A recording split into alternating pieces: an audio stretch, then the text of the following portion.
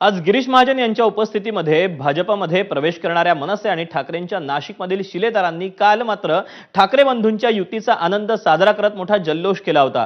ढोलताशांच्या गजरात पेढे वाटत दिनकर पाटील आणि विनायक पांडे यांनी सरकारवर हल्लाबोल केला होता। मात्र आज काय वेगळंच चित्र समोर आलं। काल सरकारवर टीका करत ठाकरे बंधूंच्या युतीचा जल्लोष साजरा करणाऱ्या दिनकर पाटील, विनायक पांडेंनी आज सकाळीच भाजपची वाट धरली।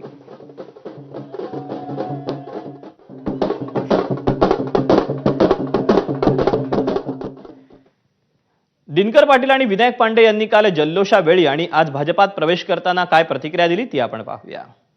संपूर्ण महाराष्ट्राला खूप आनंद झालेला आहे। राजसाहेब आणि उद्धव साहेब एकत्र आले आहेत महाराष्ट्राला न्याय मिळण्यासाठी, लोकशाही जिवंत राहण्यासाठी।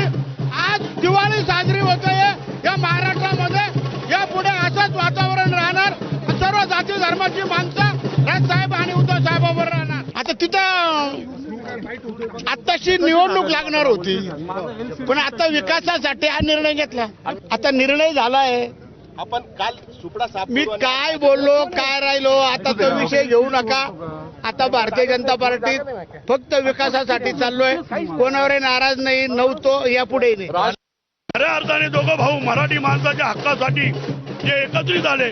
तुम्ही बघा का येणाऱ्या निवडणुकीमध्ये हे जसं देशामध्ये आपलं महाराष्ट्रामध्ये भ्रष्टाचाराने बरबडलेलं सरकार यांचा सुपडा साफ मुंबईमध्ये आणि महाराष्ट्रामध्ये झाल्याशिवाय राहणार नाही।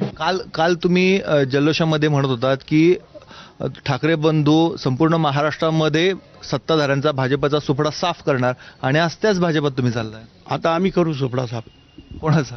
हा यांचा मनसे शिवसेना युतीचा आम्ही सुपडा साफ करू। तिथे नाशिकमध्ये महानगरपालिका निवडणुकीच्या तोंडावर सुरू असलेल्या फोडाफोडीवर शिवसेनेचे नेते संजय राऊतांनी हल्ला चढवला। जगातील सर्वात मोठा पक्ष समजल्या जाणाऱ्या भाजपचं हे वर्तन